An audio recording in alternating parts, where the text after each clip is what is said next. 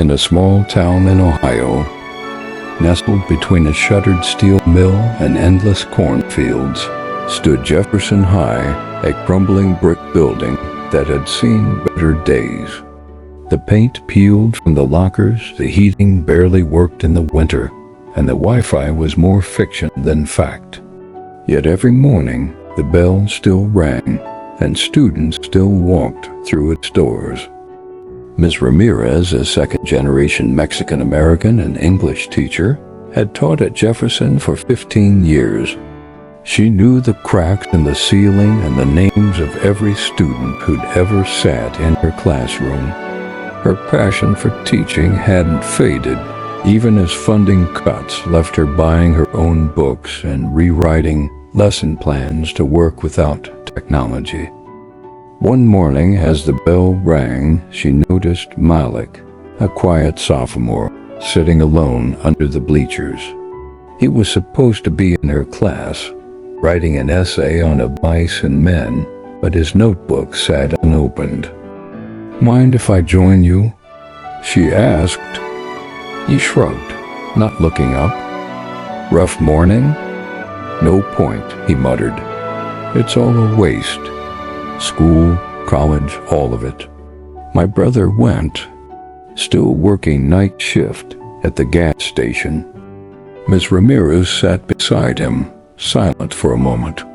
She'd heard this before, seen it in their eyes when they realized the system wasn't built for them. When standardized tests judged their intelligence, not their effort. When counselors were overworked and underfunded.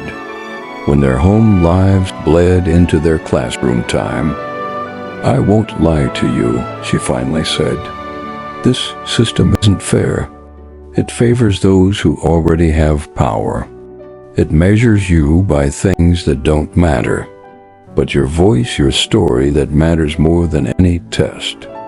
He looked at her, uncertain. "Write your truth, Malik. Even if no one listens now, someone will. I promise."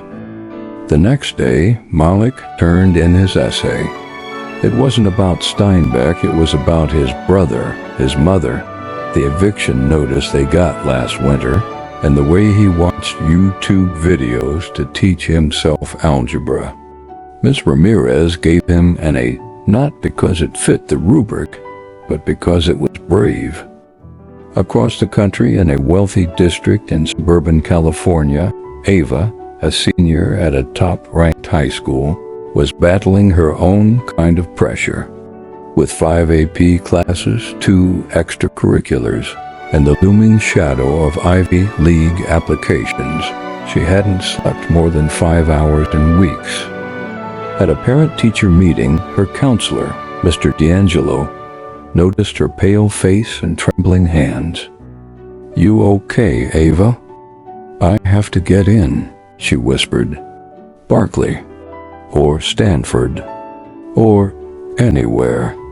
If I don't, all of this was for nothing." He leaned forward. "Ava, you're more than your GPA. You're allowed to rest. You're allowed to live." The American education system had created 2 very different cages, one built from lack, the other from pressure. And yet, in both corners of the country, there were educators fighting for their students. Not with grand reforms or political speeches, but with conversations, compassion, and the belief that one person can make a difference. Back in Ohio, Malik's essay got passed around. His words sparked something. A local non-profit donated books.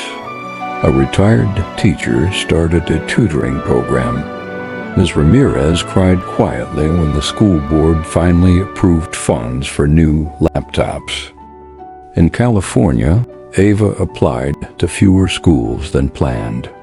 She spent her summer volunteering at a local literacy program, tutoring kids who reminded her of Malik even though she'd never met him. The American education system is far from perfect. It's unequal, underfunded in some places, overstressed in others, But within its flawed walls are people, students, teachers, counselors who haven't given up. And as long as the bell keeps ringing, there's hope.